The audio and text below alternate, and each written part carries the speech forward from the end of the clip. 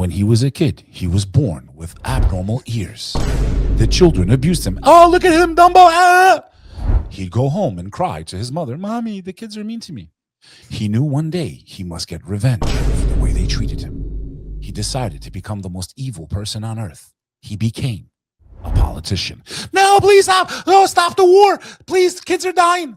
No, we must stand by our allies. He went after their children. He is Earman. Little Marco Rubio went to school the first day of school, and his fucking ears were like this. Okay, he gets to class. He's in kindergarten, and they start calling him Dumbo. Look at Dumbo. Look at Dumbo. Okay, they start abusing him because of the sun. I've never seen ears bigger in my life, dude. I can't believe I've seen them 1,000 times. I've never noticed it. No, I think they're bigger, bro. I'm being dead serious right now. Don't they look bigger? No, they're pretty big there too, dude. So what happened was the kids abused him mentally for years. You big-eared motherfucker. Like, they were just ripping him, asshole. Like, you big-eared piece of shit. Or, hey, Mark, can you hear what they're doing in Jupiter? Like, they would just abuse him, right? So every day he'd go home and cry because they shouldn't have been making fun of him. This is why you don't bully people, okay? Marco Rubio is exactly why you shouldn't bully people based on their appearance. First of all, that's how God made them, right? So when you make fun of the creation, you're making fun of the creator, okay? I'm talking to myself right now first and foremost. I brought it up, okay? Although sometimes I feel like God makes them this way so they stand out more. We can recognize how evil they are, but whatever. So he gets abused in school for years. Every day he'd go home. I'm going to get revenge, you pieces of shit. I'm going to get you. So what does he do? What's the greatest way to destroy people and get revenge? He becomes a politician because they're evil, dude. His great plan to get revenge on those kids that made fun of him was to come after their children, but as a politician to destroy their future. He's doing a great job, dude. You'd be perfect at writing like 80s movies. All these stories you come with, they're like perfect 80 movie scripts. Every single one. The 80s were better, kid. Got a newsflash. You were sperm back then. First 10 minutes of the movie, him getting made fun of. He goes to college. He get a little bit bigger. They call it Earman. You call the film Earman. His professor makes fun of him too. That's the most evil politician to live. No, you know what happened in the movie, the Marco Rubio movie? It'd be winter, and he'd meet a girl out on the street. He gets to college, and he's always wearing earmuffs to cover his ears because it's cold. He meets this girl. He only takes her on walks. He tries to be innocent.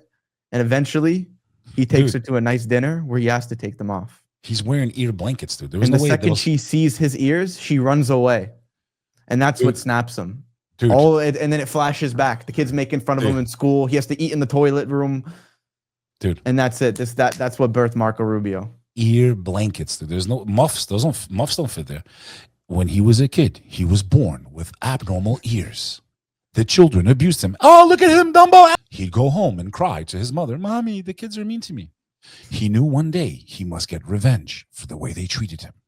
He decided to become the most evil person on earth. He became a politician. No, please stop. No, stop the war. Please, kids are dying. No, we must stand by our allies. He went after their children. He is Earman. Coming to a theater near you if there's any movie theaters left after the nuclear holocaust. Radical Islam has shown that their desire is not simply to occupy one part of the world and be happy with their own little caliphate. They want to expand. It's revolutionary in its nature. Yeah, that's why our empire is always intruding into their land, and we're the ones going over there, and we're the ones dropping bombs, and we're the ones that propped up all these dictators, and we're the ones that sent all the weapons to Saddam and started the war in Iran, and we're the ones that are dominating and invading and killing and oppressing and lying at the same time. We're the ones. And most Americans are starting to wake up.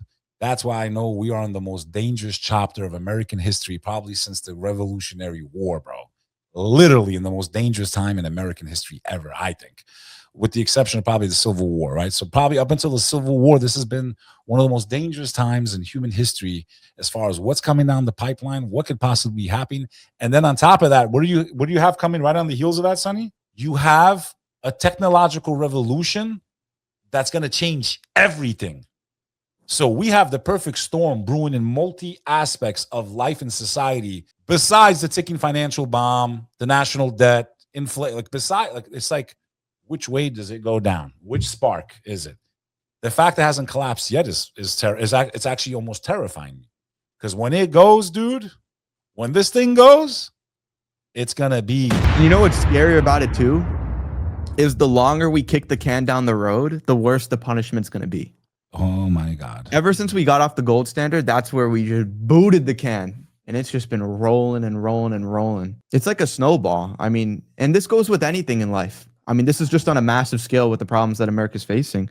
But even in day-to-day life, you know, if there's a little problem with, let's say, a spouse or a partner in business, a friendship, and you don't confront something when it's little, it grows into something way bigger than it ever had to be. Could have been a quick little conversation, 2 minutes, and it spirals into something that can destroy a friendship, cause a divorce. Silly. All I know is there's a lot of foreclosures going up.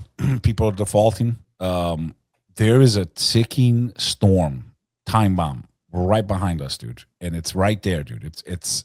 I'm telling you, dude. 2027 is going to be a year. Allah knows best. God knows best. I think of catastrophic consequences financially for the American people in the West. We're in trouble. Okay. So I would say for those of you, like, build your ark, dude. Have a backup plan. Have a year's supply of food if you can. We're not selling any here, so don't worry. We're not pushing it. Alex Jones. But you know, things that you take for granted right now in a massive depression become luxuries, dude. A can of tuna fish becomes a luxury. Okay, a luxury. Meat becomes a luxury. So, And you know, Beck, buy your camel, did you ever watch Game of Thrones? I'm assuming no, right? dude. What did we do with all that stuff that we bought? We spent thousands a couple months ago. We both spent like $3,000. Like, On years what? ago. Remember emergency supplies, this, that, the earthquakes. Yeah, then I moved, so I donated it.